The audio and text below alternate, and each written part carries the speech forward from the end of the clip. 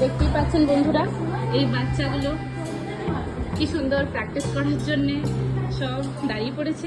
দেখুন এরা প্র্যাকটিস করছে, একটা এদের ডান্স আছে, তো এখানে ওরা ডান্স প্র্যাকটিস করছে।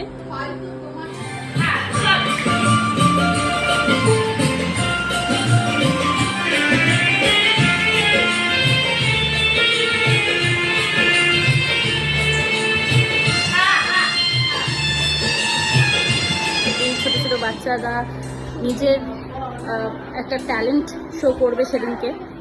এদের মধ্যে সবারই ট্যালেন্ট আছে, কিন্তু এরা শো করতে কোনো সুযোগ পায় না, শো করার কোনো সুযোগ পায় না ইনফ্যাক্ট।